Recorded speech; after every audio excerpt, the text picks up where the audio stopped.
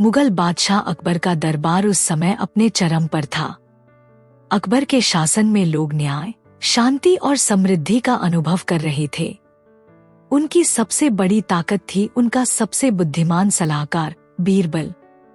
बीरबल की सूझबूझ, चतुराई और हंसमुख स्वभाव ने अकबर के दिल में उन्हें विशेष स्थान दिया था। एक दिन महल में बड़ी हलचल मची। रानी जहांबाई, जो अकबर की सबसे प्रिय रानी थी, अपनी सबसे कीमती चीज, एक सोने और हीरों से जड़ा हुआ भारी हार, अकबर को उधार दिया था ताकि वे आगामी त्योहार में उसे पहन सकें। इस हार का इतिहास सदियों पुराना था और वह राजघराने की शान थी। लेकिन जैसे ही त्योहार करीब आया, हार अचानक गायब हो गया। महल में सन्नाटा छा गया। हर कोई परेशान था। न जाने कहां गई वह अनमोल वस्तु। अकबर ने क्रोधित स्वर में दरबार बुलाया। यह हार मेरा नहीं तो कुछ भी नहीं। जो इसे ढूंढकर मुझे वापस लाएगा, उसे मैं भारी इनाम दूंगा, और जो चुराएगा या छुपाएगा, उसे कड़ी सजा मिलेगी। दरबार में एक अजीब सी बेचैनी फैल गई। लोग आपस में शक करने लगे। नौकर चाकर, मंत्री, सैनिक, सबकी निगाहें एक दूसरे पर टिक गईं। अकबर की मूरत गंभीर थी, लेकिन वे जानते थे कि इस समस्या का हल कोई और नहीं, बल्कि उनके सबसे चतुर सलाहकार बीरबल के पास होगा।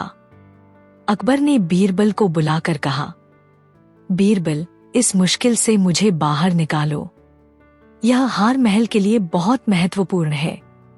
बीरबल ने मुस्कुराते हुए जवाब दिया, महाराज, मैं एक अनोखा उपाय सोच रहा हूं।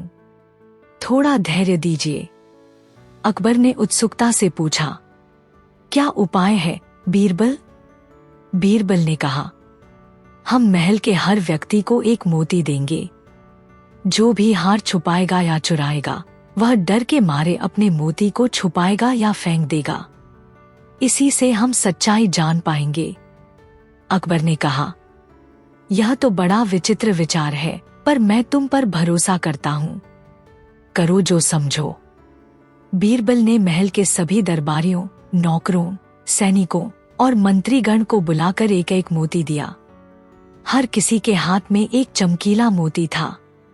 कुछ लोगों के चेहरे पर उत्साह था, तो कुछ के चेहरे पर घबराहट साफ दिखाई दे रही थी। रामचंद्र, जो महल का एक साधारण नौकर था, बार बार अपने मोती को छुपाने की कोशिश कर रहा था। उसकी घबराहट लोगों की नजरों से छिपी नहीं। बीरबल ने ध्यान से रामचंद्र को देखा और अकबर से कहा, महाराज, मुझे लगता है रामचंद्र कुछ छुपा रहा है। अकबर ने तुरंत रामचंद्र को बुलाया और पूछा, तुम अपने मोती को बार बार क्यों छुपाते हो? क्या तुम्हें डर है? रामचंद्र ने हिचकिचाते हुए कहा, महाराज, सच कहूं तो मैंने हार को गिरा दिया था। मुझे डर था कि अगर मैंने बताया तो मुझे सजा मिलेगी। अकबर ने कड़ा स्वर लिया, तुमने सच छुपाया, यह ठीक नहीं, पर सच्चाई सामने आना सबसे जरूरी है। तुम हार को वापस करो। रामचंद्र ने शर्मिंदा होकर हार वापस किया। उसने पूरी घटना बताई कि हार गलती से कैसे गिर गया था और वह डर के मारे कुछ नहीं कह पाया।